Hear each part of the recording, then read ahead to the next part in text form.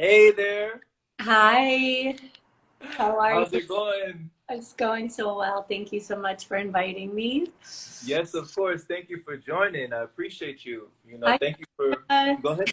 Go I ahead. Sandra. Sandra is my partner for anyone that doesn't know. Partner for Yeah. happy hour, not romantic partner.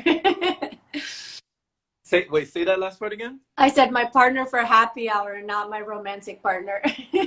Of course, of course, of course. The Are crew is in the building. Happy Hour community. We appreciate having you in here. you- One half of Happy Hour, but definitely, y'all are both the whole package. We appreciate what you do. Thank you. Likewise, likewise, for sure. Mhm. Wow. So all is well. So all is well in your neck of the woods. How has it been since the new year began? Personally, I felt a big shift energetically, and obviously it's just a calendar year, but I felt a big release.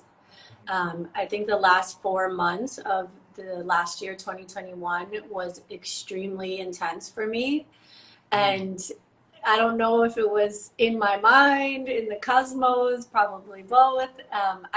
I felt like a lightness, a release in energy that I've been long awaiting. So I'm very grateful for that. Mhm. And the contrast is always welcome as well. Without that contrast, I wouldn't know what I'm aspiring towards. Yeah, yeah, definitely. Thank you for sharing that. Is speaking of contrast, let me actually make sure that this contrast isn't too much for the folks over here. We got the light. We out here in Sedona, Arizona. You Oh, ever been I've over here? always wanted to go there.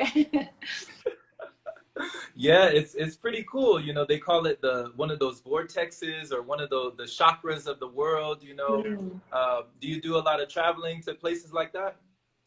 Um, I've definitely traveled a lot, but I think I could be more intentional as to where I would like to go, and Sedona is one place on the list. I'm really looking forward to going to Glastonbury one day, Whoa, where is that? in England.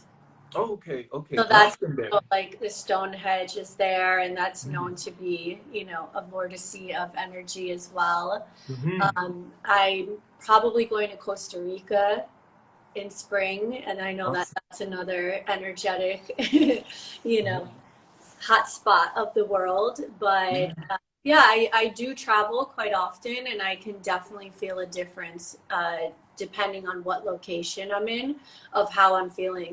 There's certain places that, no offense to LA, but like for me, LA energetically does not feed me, and it's very clear for me.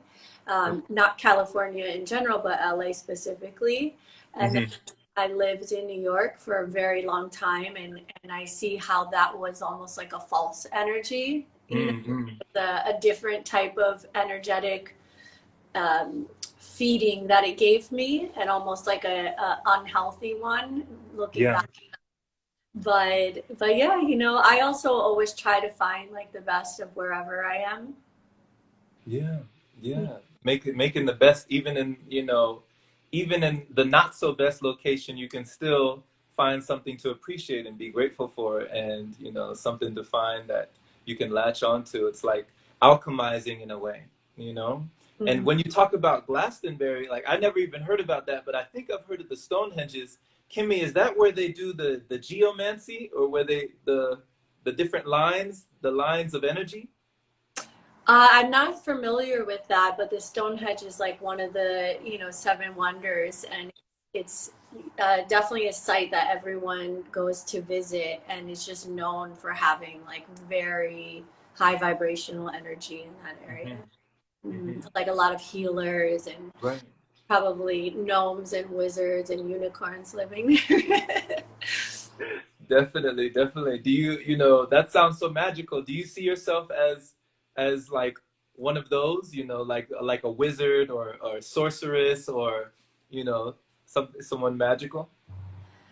It's interesting. I feel that these are all just archetypes, and we can Hmm. kind of move through them. So I could see myself in, especially with like tarot, I see myself in a lot of different archetypes, Mhm. and how can we put on that costume or that suit and be in the high expression of it versus low expression. So I'm loving all these different cosmic languages that have been brought into my realm of like astrology, Mayan cosmology, human, Mhm. all Mhm. of these things. But then further than that is also not limiting ourselves to those definitions. Right, right, right, right. Yeah, and so like the High Priestess is one that always comes up for me, and I love that archetype. But then I also have the archetype of the traveler or the wanderer. Mm. um, you know, when I look at the tarot, like there's a piece of me in every single card, right? So Mhm. Mhm. Wow. So Kim, and once again, do you ever go by Kim or just Kimmy? um, it's interesting. For work, I call myself Kimberly, and I think that's just maybe on a professional level, but also people mishear me and they're like, Jen, Tim, huh? You know, like they can't understand. Um, People call me Kimmy, so that's, you know, my Instagram name. But yeah, I don't know. I think I've developed into a Kimberly. I like Kimberly. I like Yeah, but I Kimberly. don't mind Yeah. Kim, Kimmy, Kimberly, you know. Awesome. I think Kimberly was also one of the Power Rangers, I think. Yeah, the pink Power Ranger. You remember, you remember. Yeah, Yeah. one day I'm gonna dress up as her for Halloween. She hasn't made the cut yet, but Hey, Mighty Morphin, Mighty Morphin. Oh my yeah. Oh goodness. yeah, I forgot you love gaming and this type of background, right? Right, right. So that's definitely a blast from the past with the Power Rangers right there. So Yeah. Kimberly, Kimberly. Oh my goodness. So, when it comes to the archetype, how does the High Priestess speak to you? Um, I think that there's just like a innate wisdom that comes from the High Priestess, and also it just, I don't know, for me, vibrationally looking at that card and the imagery, it's a certain energy that she carries. Mhm. So that is what I aspire to, right? It's like that highly intuitive, um, almost witch-like in a good witch type of way. You know, she's running shit, and I like that. So it's like authority, but in a non-egoic manner. Right, right. Yeah. And I would definitely say, Kimberly, you carry that same kind of energy that's non-egoic, that kind of one of the things that struck me, even last time that we had our interview, was you are very poised. You're very present, you're very centered, you're Mm. not all over the place, you're very like within. And does that come from a practice? Does that come from something that you do intentionally, or do you feel like that's just part of your nature? It's interesting because I do get that a lot. You know, a lot of people say, "Oh, you're very sophisticated or, you know, elegant," and I'm so flattered. Like, thank you. But I guess maybe it's not something. And I spoke to my friend about this. Is it's not something that is self-acknowledged. Like, I know it in a way. So like, okay, yes, but it's not something that I really fully, that's not how I see myself. You know, Okay. I see myself as like goofy and kind of awkward and clumsy at times. You know, so I guess I don't take myself in that way. Yet I am very attracted even to art or role models or the people that I am magnetizing to myself. I do like that poise and elegance and kind of yeah, certain character traits. So maybe it's like a subconscious embodiment, or Mhm. you know, maybe it's very natural for me, and that's just how the world is viewing me. Because I love astrology, how, you know, you have your moon, your ascendant, and your sun. So people think like, well, I'm a Virgo, which I do resonate with Virgo, but you know, I'm a rising Cancer, so I think people view me as Cancer, but then my moon is Sagittarius, and so I love how there's different aspects of like the understanding of self and how people and yourself view that. Wow. Wow. So you got the earth, the water, and fire. Mm.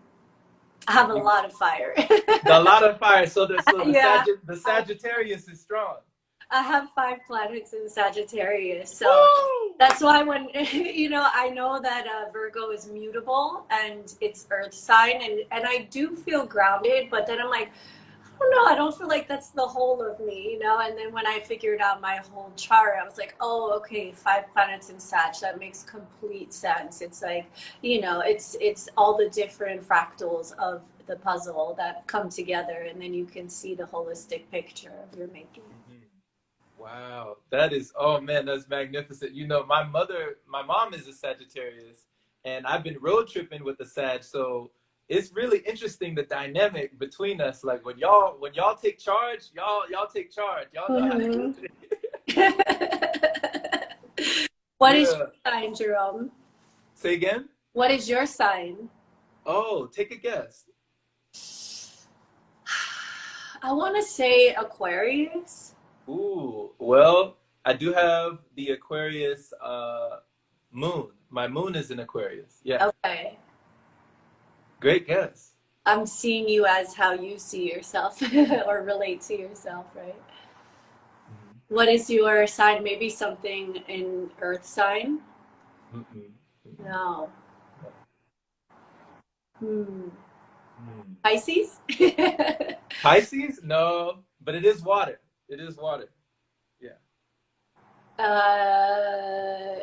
Scorpio? You got it. Really? Wow. Awesome. Third time's the charm. Third Yeah. time's the charm. You got it. Yeah. So, seeing the dynamic between Scorpio and Sagittarius, I'm learning how to operate around that energy. It's very interesting what can happen. Yeah, well, I think also mother and son dynamic is fascinating as well. You start looking at like the family karmic, ties there. It's interesting. Just to segue into something a little different, but I find interesting when I look at your page and I just see all this artwork and I just see all these pictures of these things that really broaden the scope of your imagination. People talk about, Kimberly, the metaverse, but that word meta, I didn't know that it had like multiple meanings. Mm-hmm. And there was a phrase that you put on your page that said meta, meaning loving kindness. Mm-hmm. And how there are so many random acts of violence in the world. Why can't there be random acts of kindness? Mm-hmm. So where are the ways that you feel that you have established meta, or that you have that loving kindness for yourself and for others? Great question. Thank you. Well, firstly, that was about a meditation, which I really love that meditation because it's about first, like giving love to yourself, love and kindness to yourself, and then to, going outward, let's say your family, your friends, your community, your country, and then the world, right? So it's just kind of like bringing that love and kindness and attention to your sphere. Mm-hmm. And so I don't know, I think my whole process, I know we're going to get into Reiki, which I love to get, to explore that whole story of how I've gotten to where I am today. But my whole process has really been about self-love. And I know that that's so, like it's out there and everyone hears it, but do they really know what that means? Mm-hmm. And I don't know. I don't know that that's, it's like the thought process behind what self-love has not gone that far in the mainstream yet. And I hold it in my vision that it will. But self-love comes like firstly from how you speak to yourself in your thoughts, the food that you're eating, the people you're surrounding yourself with, just everything. It's everything, and it's those small acts. Like we think like, oh yeah, like I have to be confident and I need to like love how I look or love my material life, but that's really not what it is. It's about like truly giving to yourself, you know, to Mm-hmm. vessel, to nourish yourself on every level. Right, right. Yeah, no, I definitely agree. I definitely agree. And speaking of, when you talk about health, and I remember you talked about beauty, you put up something where you were showing your nails, and you said That's that, the yeah, yeah, it was like not just a band-aid for health and beauty, but you were looking for more longevity, strength, and vitality. Like, what inspired you to put that up there? Because I feel like that's a powerful message today. Yeah, so I found a supplement company that my friend owns. It's called Symbiotica, and I just love the company so much. And I've just seen such a big difference with myself and with my friends and whoever I've recommended it to. Because learning more about like cellular health and true health, uh, we're depleted. Our food is even depleted. So, the supplementation in this form, which is like live foods, has been really a big game changer. A lot of people's energy has changed. And, I'm taking, like I always say that it's best to test where you are, take a blood test and check where you are so you know where you're going. And so I've been adding incrementally different things that I need to support my physical body. And yeah, and I remember my nails would always break, and like I could never grow my nails long. And I've been taking this zinc complex supplement, which is like zinc and copper and selenium. And I take many other things, food based and as well as supplements. And like I was showing you, my nails are so long and strong, and I'm like, wow, like I can see it, and you can physically manifest health through, it's not just supplements and food. It is environment and belief in yourself, and you're, healthy of mind as well. But just all of these things is epigenetics, right? You're changing the genetic expression of your body, and that's just like so powerful to me. Yeah. Wow. You're changing your whole family tree, you Yeah, know, your yeah, whole history. yeah. Yeah. Yeah, The I limit. actually do see that, like, for instance, on my Asian bloodline, I can Hmm. see like some physical attributes playing out. Hmm. And, I wasn't always this way. And I think that that's something also to give note to is like, I've definitely veered off the path. I didn't come out of the womb as healthy as I am now. I found this path. And so, there's quick fixes that I think I used to do of like, okay, I want to have this outcome, so let me do this to myself, but not thinking in the long term. And so now when I'm really taking that self-love and loving kindness for myself, then I'm having the results. And yes, it's slower to get there most of the time, but they're long lasting, and they're not fleeting. You're building a really good foundation for your health. Right. Right. I agree. Slow and steady. It's like it may not be quick, but it's longer lasting. Like you said, it'll last longer, Mhm. And it's creating that stable. foundation. Say Yeah, again? it's stable, and it's like, it's. I was listening to this book today, and it was Yeah. saying our innate state is health. That is Mhm. our innate state, and most of the world is not in their innate state Mhm. of well-being. And why is that? So now we need to like reprogram and shift the consciousness to understand that we are not in our innate state. So now how do you get back to that baseline of health? And I think the best way is to start peeling things back one by one. It's simplifying. I love that. I love that message. Peeling back the layers like an onion. Yeah. You know, that health is our innate state. I love that. It even rhymes. Yeah. Yeah, it's I agree. It's our constitution to be healthy. Yeah. It's our birthright. We should be, So, my goodness, when you were talking about you have to know where you are to know where you're going. And Yeah. then also when you talked about Kimberly, the importance of environment and even how nature can play a role. There was a picture that I really thought was really cool, and it was interesting that you put up, it was like a whole bunch of people sitting in desks, you know? It's kind of like they're in an unnatural environment, and then half of it is a whole natural environment, and you see a mystical forest full of mushrooms and all sorts of things.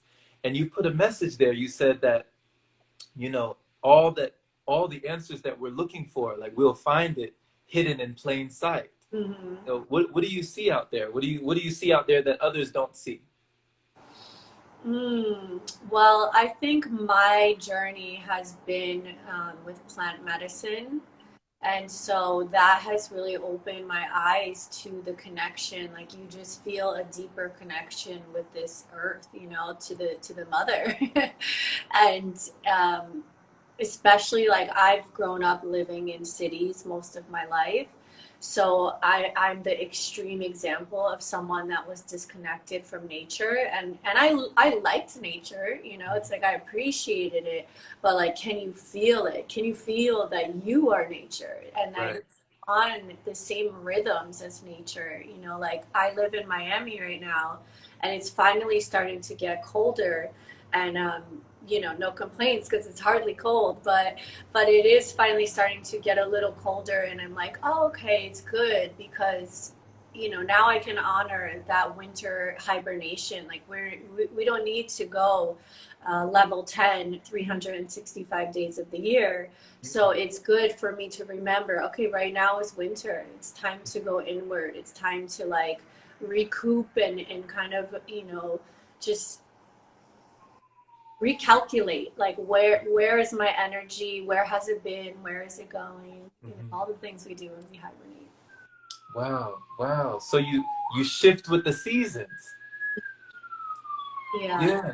And a huge part, if you would like, I can even get right into it about like how I found Reiki. Of course, yeah.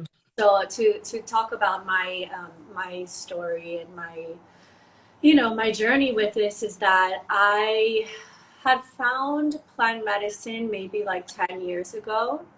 And I had a holistic doctor that he really helped me with my cycle, my moon cycle. And so my moon cycle, once he gave me these drops, they're called UNDA drops, UNDA. Okay. So they're formulated different numbers, and your holistic doctor would tell you like which ones you need to take. They're botanical drops that cleanse your body at a cellular level. And so he basically fixed my period within a month through these drops. And so that was like my first aha moment of like, oh wow, like this is real. Holistic medicine is very real, you know? And so he's I've been working with him, you know, over a decade, and then I was also working with plant medicine in terms of like psychedelic plant medicine, which has been very eye-opening, but a big part of that is integration. And so, you know, we do the plant medicine, we come back to our regular life, and then we kind of fall out of it, right? So for 6 years I hadn't done any ceremony with specific plant medicine, and COVID hit, and I think, you know, people went all different ways. It depends like what your stress or trauma reactions were, right? And my stress trauma reaction to COVID was, oh my God, I gotta get healthy. Like I need to get healthy right now, because I know anytime I used to drink too much, I would get sick. I would get sick like quite often because I was depleting my immune system, and I was very like subconsciously aware of that. So COVID hit, I'm you know, having every green juice, ginger shots daily. Like I went full force that route, which is great. Like that's what we should be doing. But then in the height of that, I also started getting this dull cramp, and it ends up that I had endometriosis. What? Now, endometriosis is like 8 in 10 women have it. So it's extremely common. It's exists on your ovaries from the endometrial lining. And so when I was 18, I was on birth control, and I really had no idea what it was. Like, you know, I'm just taking it because they told me it's going to regulate my period, blah, blah, blah. And I remember feeling suicidal. Like I was really depressed, and I would cry for no reason, and it was just very tough. And a friend told me, like, maybe it's your birth control. And so I went off the birth control, and I realized, like, whoa, that was like chains on me that I released myself from. So since then, I think that's why I've always been more natural in my approach, because I felt it's very dangerous that the pharmaceutical industry does not give proper warning or credit to how important hormones are. And, you know, I always think, like, what if I committed suicide over birth control? Like, that would be so sad, you know? That would be so, so sad. So I'm very passionate about, you know, just knowing, like, okay, yes, modern medicine has its place, but are we giving enough reverence to exactly what it can do to someone's body?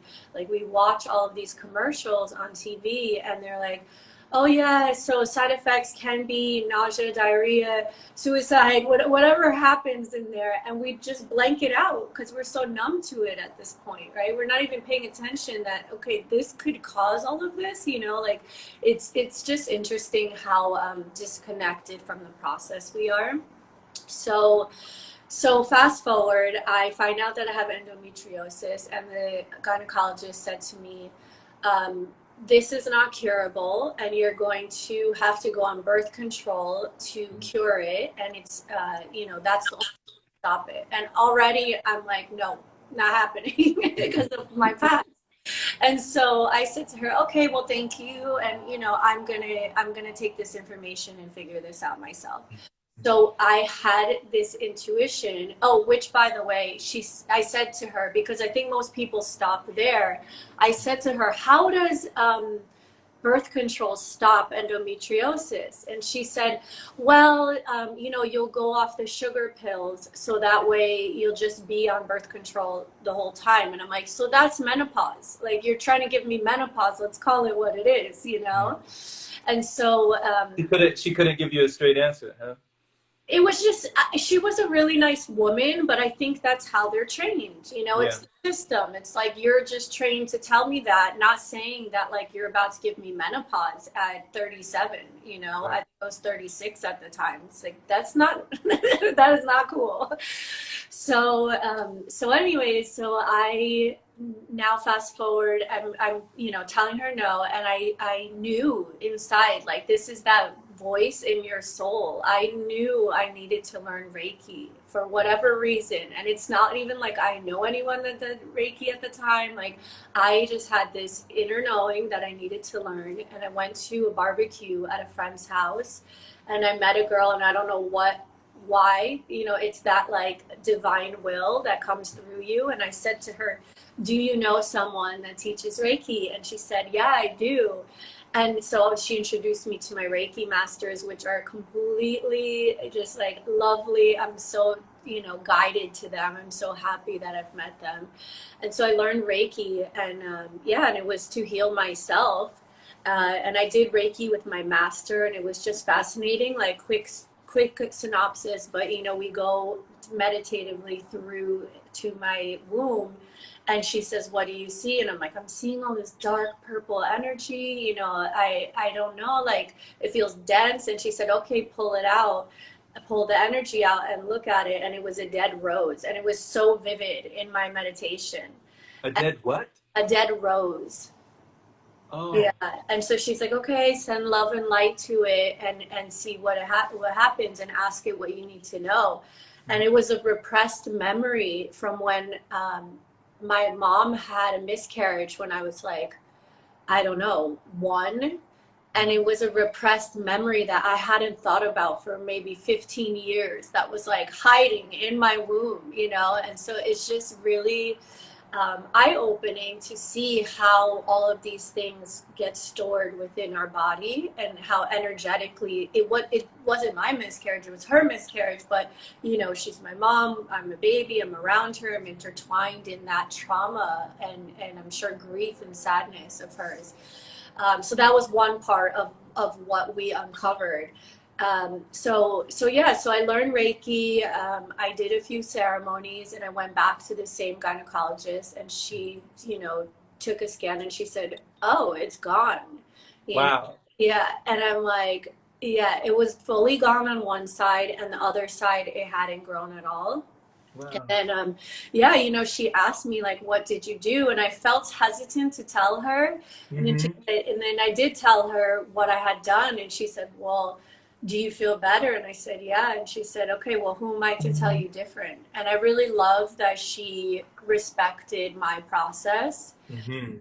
But yeah, that was my path to Reiki, and so like women's health, health in general, as well as energy work, are passions of mine, personal passions. These are not my business, you know, like per se. It's not my career, but it's just a personal passion. It's something that has really found me more than I found it. Wow.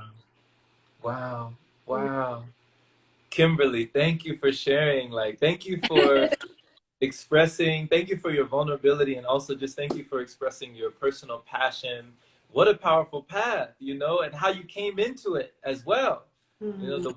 the way that you found it, and really it found you, you Yeah. know, like you both found each other in that moment when you knew that you needed something else, you know, something different. And oh my goodness, the capacity that the body has for storage, I think we greatly underestimate, not only on the physical level, but on the emotional level, on the level of our, you know, of past lives, like you said, with epigenetics.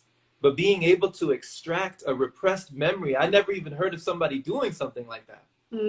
It was wild. It was really wild. And yeah, and it's something I knew, but talk about the subconscious mind. Like it was in the closet, the back of the deep closet, you know, where you put all your coats and you forget what's there. Like it was so interesting to watch that arise during that session. And Reiki, you know, I as much as I'm a believer, I'm also somewhat of a skeptic, because I always question everything. I question the government. I question pharmaceutical companies. I question my doctors. I question my friends. You know, but I do question Reiki as well. And time again, it just keeps revealing itself to me and showing me how very real it is. You know, it's there is a spiritual life force that is higher than us, and Reiki, that's what the meaning is. Rei and Ki means spiritual life force energy. Mm-hmm. Mm. Wow. So even in your skepticism, you know, without a shadow of a doubt, this is an energy that's ever expanding. Mm. Yeah, yeah. So And it keeps. it's interesting to watch our human distrust, and I question that too. Like, where is this distrust coming from? It's like part of me knows it and part of me fights it, you know. And I think the part when we can quiet the side of us that doubts, you know, that just doubts and fears, Mhm. that's when your manifestations are going to start rolling in, because that the magic is there. It's real. Yeah. Yeah, you know, you remind me too. You put up something with there was a woman and she had adornments, I believe, on Mm. your page, and there was a subject, it was a theme around fear.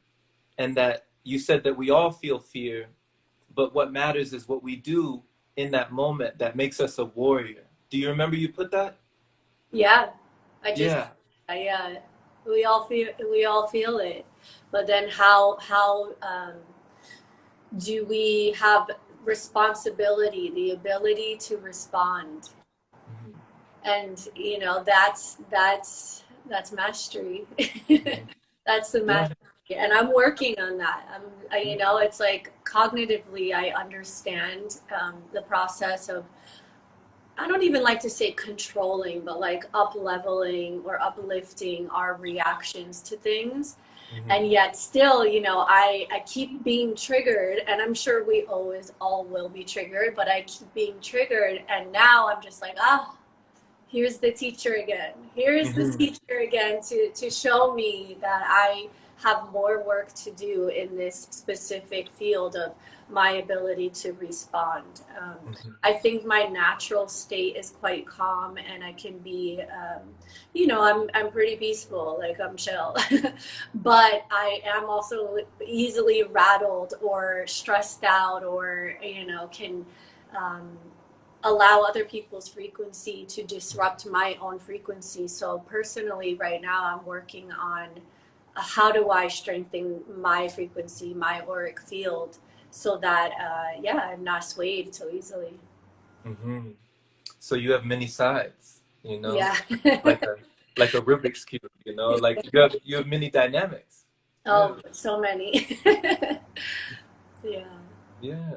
So when it comes to that fear that you were talking about, how has fear played a role in your life, and how have you been able to rise above it? Because a lot of people, they allow their fear to to make them forget maybe who they are or what they're capable of. Trying to think of clear examples. I think a big fear I'd like to talk about is like fear of not having children is, a big topic, and I like to go deep. But I think that that's something that is very unconscious in women's minds, and we've had it pushed on us that at a certain age, and I understand why scientifically, yes, when you're testing, however many people, there's going to be a percentage that these people have a harder time, or they call it more dangerous to have birth after a certain age. And so, as our consciousness is evolving, and as our physicality is evolving, I don't know if that is completely aligned with where we are today. So I would like to unpeel and unpack that storyline of telling women, like, you can't have a kid after 40. It's really hard. There's women having children after 40 all the time, right? So that's something that I see a lot of fear that used to be inside of myself, and I think that I've taken a long time to really work through that fear. I personally don't know if I want children or not. I think I've what do they say, that this fear is like all perspectives? I think I've had a full sphere of the thought of having children. So I right now don't feel attached to it, but I also don't want anyone telling me that I can't do something, Right. and things change in any moment. Like you could meet someone, have a baby, and within the year you are on a totally different timeline. So I think that I just like to put light on that fear, collective fear that has been instilled, instead of saying, hey, you know what, like, we have all this technology, we have so much knowledge, it should feel empowering in this day and age. But instead we're in more fear. And why are we in more fear? Well, if you really look at women's reproductive, there's so many environmental issues that are attacking not only women, men as well. All the plastic water bottles, whatever's being sprayed in the air, fluoride in the water. I mean, you name it. And like, some people don't want to believe it, and everyone lives in their own reality. But in my reality, I'm aware. I'm very aware of these factors, which just being aware empowers you. And so, like, just if you are in fear, kind of breaking it down and coming up with your own method, right? Because I see people in fear of not being able to have children, but then they're drinking every night. And it's like, well, how does that speak to the universe? And not because I'm judging drinking, but drinking is harsh on your body. Like, that's a fact. So, and it's not just drinking, like maybe they're eating fast food all the time or whatever it is. Like, if you really want to create life within your body, open your methods and open yourself to committing in every level. you know, it's everything. It's in everything that we do. And I think that that's where things are missing, right? It's like we want something, but then we don't want to give up our luxuries or comforts. And we have to learn to let go and really devote ourselves to what it is that we want. You have to be willing to surrender and let go. And you know, it's hard because the storyline has been so wound up, and society, culture, and you know, history, all of this has been so wound up to bring us to this state. But if nothing else has been learned through COVID and all of these crazy times in the last 2 years, what I've come to realize is that, you know, the old ways it's not working. Wow. Yeah, that's, I mean, that's something we all need to hear, you know. And I appreciate you for being so consciously aware, you know, not only of the comings and goings, your own surroundings, but also of the world, and where you are, you know, where you are in the world and where we are as a collective, and how Yeah. these things affect the collective. So I appreciate, you know, that amount of conscious awareness for you to say, you know what, like I understand that everyone's living their own reality, but you know, I'm still going to be a realist in this, and like understand the implications of everything going on. I mean, driving here, we've seen so many planes overhead, you know, and I don't know what they're doing up there. You see the jet streams of the stuff coming down, and you always kind of wonder in the back of your mind, like, what's going on up there? Mm-hmm. And you know, when it comes to what you were talking about earlier with manifestation and how people speak to the universe, how maybe the times that we used to consume alcohol, I definitely know how that has had an effect on my body. But you said it like somebody speaking to the universe in this way. So what are the ways, Kimberly, that you intentionally speak to the universe, and how has manifestation and maybe even like the law of attraction, these things, how have they played a role in your life? Mm, greatly. Yeah, greatly. I've manifested quite a few obvious things. For instance, the Reiki master, you know, that was a manifestation of my Yeah, desire, my pure intention and yeah, desire.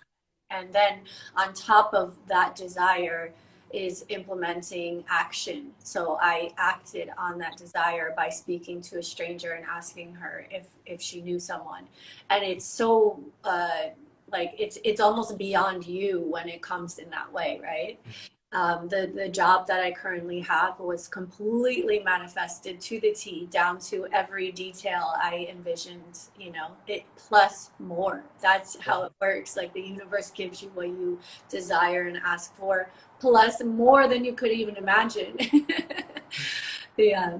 Um, and then, you know, there's so many different ways, but the way I speak to the universe, well, if we are the universe, right? Like you are just a part of this source energy. That's really how I'm viewing it. It's almost like reprogramming yourself in your narrative in your mind. And so, like for instance, before I go to sleep, I love sleep programming. So I'm like, okay, I'm gonna sleep deeply. I'm not gonna wake up tonight. I'm rejuvenating, you know, from every cell of my body, and I really kind of like imprint how it is that I would like to rest, and also how I would like to wake up. Um, hmm, and then speaking to the universe is, you know, when I meet certain people or I'm in certain situations, I'm very like I acknowledge, oh, okay, I see the lesson here, or I see what's been given to me, right? Because even if it seems bad on the outside, it's still given to you for a reason. So I really try to acknowledge what it is that I'm observing and also working with in my life. right. Thank you for that beautiful answer, you know. Mhm. Yeah. And I love that you have techniques and methods for sleep imprinting, you know, that's definitely affecting the subconscious, like when we're in that state, when we're in the astral realm. And you're very intentional with that even, you know, where some people just plop on the bed and they just, you know, to heck with it. But you're very consciously making sure that you're going in this realm with the intent of like, okay, I want to rest in this. Like something that you said, Kimberly, you said, dream more than I sleep, awaken more than I wake, or more than I rise, more than I rise, right? Where did that come from? Because that's just such a clever, I love how you did that. Yeah. You know what? I put it up a while ago. I think dream more often than I sleep is kind of like, you know, it was out there. I'm not going to say I made that. But then the second part was like something I realized because I just keep having spiritual awakenings. You know, I keep waking up and I'm like, wow, okay. And it's been beautiful. So there was like the second part of that phrase for myself. And an awakening, I used to have lyrics there that said, it was this song by the singer Rai, and it said, tell me lies and lullabies, but don't tell me to change. And I don't know what, you know, I was in a certain place in my life, and I think it was because of someone I was dating that I felt was trying to change me. But then after rereading those lyrics, I was like, ooh, those do not fit me anymore. And that's not what it is I'm emanating out. So then I took a look at that and I recalibrated, and that was what I came up with. Yeah, just your vernacular, you know, your vocabulary is cool. I believe it's like kind of like the CPU, you know, our central processing unit of our operating system. The way that you speak is almost like, you know, using these words like you're changing the function of how you operate, you know, how the system works. And it's kind of like we are biocomputers in that way. Mm-hmm. We can change ourselves on that level. Mm-hmm. Yeah. Yeah, well, that was what it started with in my mind. It is reprogramming, you know, like we are like a computer in that sense. And so I started to recognize that, yeah, you just have to write different coding. You just have to code it differently, and be you know, aware of what that coding is saying instead of just letting it spiral out into some, you know, neurotic storyline that we're telling ourselves. And I think, I don't know where you're from, but I was living in New York for 18 years, and New York is full of neurosis. It's a city full of, you know, tons of people that are just like, yeah, their stories are strong, and I feel like the characters are very strong there, which is why I was also drawn there. But then now, like, you know, the pendulum swings, and I'm like, ooh, okay, I love a strong character. Like to me, I live for people that are a character, but is that a healthy character? Is that energy even healthy for me to be around? Right.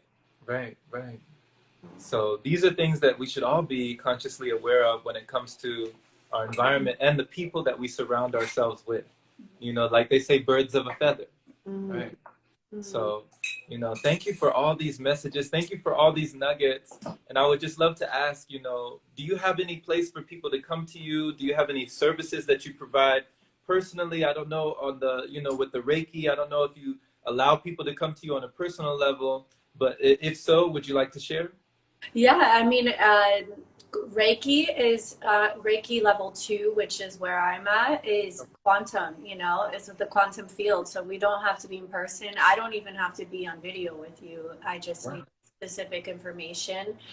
That was also like one of the first things that I really knew that I was a nerd for was quantum entanglement. You know, so if anybody's not familiar, I suggest to watch quantum entanglement theory, because that or research that, because yeah, you don't have to be in person for this type of healing. I do in person. You know, now in this time, I'm probably a little more careful of how many people I'm seeing. But if someone really needs this, you know, they can reach me directly.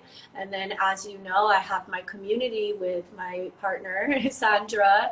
Of course. Called Happy Hour Community, and that's on Instagram. And we have a link for Telegram. It's just yeah, it's just support and having, you know, having tribe, having people there that are on the same frequency, because we get pulled into, let's call it the matrix, our daily lives.